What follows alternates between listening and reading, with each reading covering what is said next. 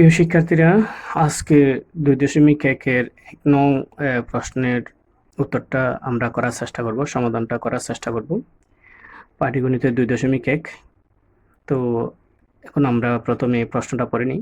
একটি পণ্যদ্রব্য বিক্রয় করতে বা করে পাইকারি বিক্রেতার ২০% এবং খুচরা বিক্রেতার ২০% লাভ হয়।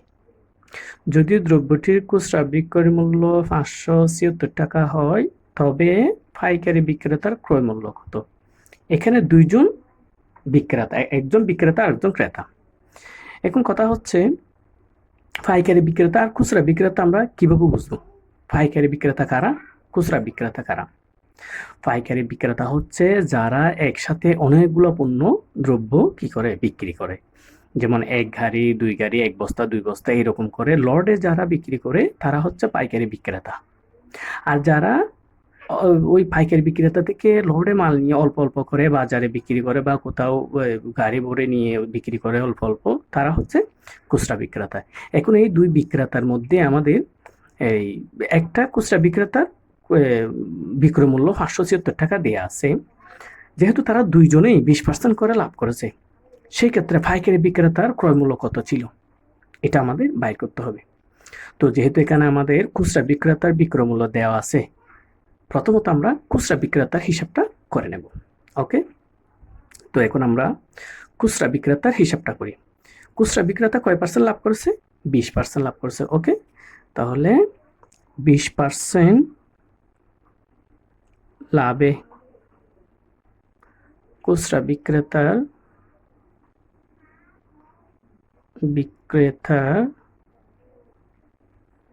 বিক্রয়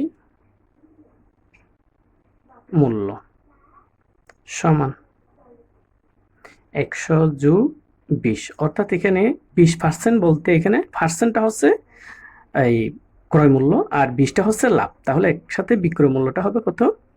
১০০ যোগ ২০ টাকা সমান সমান হয় ১২০ টাকা। এখানে হচ্ছে খুচরা বিক্রেতার বিক্রয় মূল্য ১২০ টাকা, তখন সে কত টাকা দিয়ে কিনেছিল? ১০০ টাকা দিয়ে। কেমন? তাহলে খুচরা বিক্রেতার যদি বিক্রয় মূল্য ১২০ টাকা হয়, তখন ক্রয় মূল্য হবে ১০০ টাকা। তাহলে খুচরা বিক্রেতার ক্রয় মূল্য কত বের হয়ে যাবে, যেহেতু এখানে খুচরা বিক্রেতার একটা বিক্রয় মূল্য দেওয়া আছে। তাহলে এখন আমরা কাজটা করি, একদম সহজ, অনেক মজার একটা অঙ্ক। সুতরাং খুচরা বিক্রেতার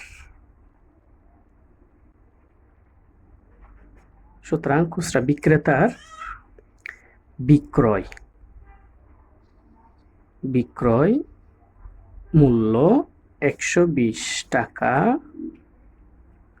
হলে তার ক্রয় মূল্য কত? ক্রয় মূল্য হবে ১০০ টাকা। কেমন? ১০০ টাকা। ওকে, এখন খুচরা বিক্রেতার বিক্রয় মূল্য যদি ১ টাকা হয়, তাহলে ক্রয় মূল্য কত হবে? বিক্রয় মূল্য ১২০ টাকা হলে ক্রয় মূল্য ১০০ টাকা। বিক্রয় মূল্য যদি ১ টাকা হয়, তাহলে ক্রয় মূল্য একটু কি হবে?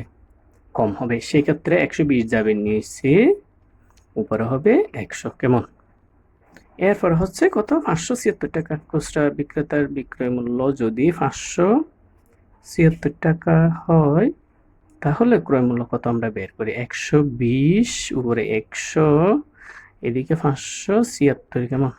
এদিকে ১ শূন্য ১ শূন্য চলে গেলে এদিকে হবে ১২, এদিকে হবে ১০। কেমন?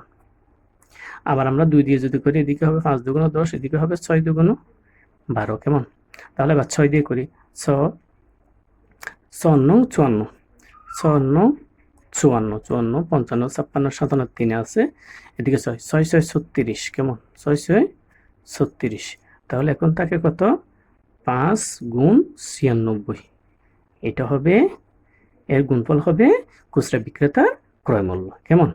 তাহলে ৫৩০, ৩০-এর শূন্য হাতে ৩, ৫ নং ৪৫, ৪৫ ৪৬ আছে ৪৮, ৪৮০। তাহলে এই ৪৮০ টাকাটা কি হচ্ছে? কার ক্রয় মূল্য হচ্ছে? এটা হচ্ছে খুচরা বিক্রেতার ক্রয় মূল্য। ওকে, এখন আমরা খুচরা বিক্রেতার ক্রয় মূল্য যেহেতু পেয়েছি, এখন পাইকারি বিক্রেতার হিসাব করতে হবে। আচ্ছা, খুচরা বিক্রেতা যে লটে নিয়ে ক্রয় করেছে, এই খুচরা বিক্রেতার ক্রয় মূল্য হবে পাইকারি বিক্রেতার বিক্রয় মূল্য। কেমন? এটা বোঝা যাচ্ছে? এই যে মনে করো খুচরা বিক্রেতা, খুচরা বিক্রেতার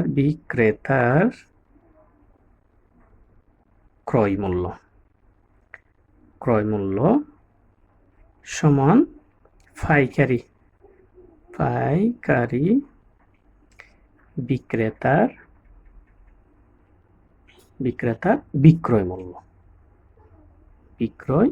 এই যে এই জায়গায় একটু করে আমাদের খেয়াল রাখতে হবে। অর্থাৎ খুচরা যে ক্রয় করেছে, খুচরা বিক্রেতা যেভাবে ক্রয় করেছে সেটা তো পাইকারি বিক্রেতা বিক্রি করেছে।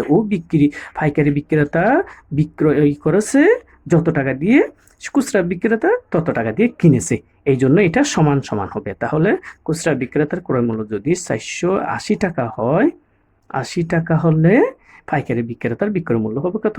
480 টাকা। ক্লিয়ার? এখন বোঝা গেছে?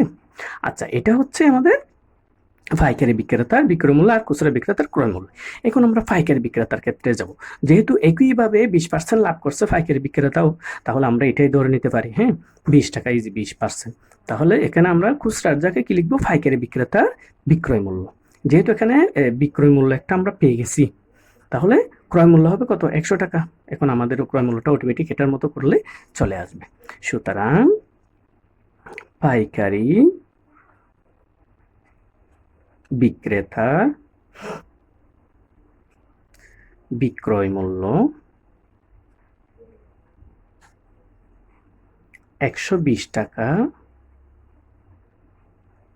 হলে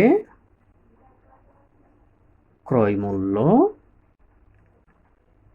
100 টাকা। ওই আগের মতো খুচরা বিক্রেতা যেভাবে লাভ করেছে ঠিক সেইভাবে এটার মতো।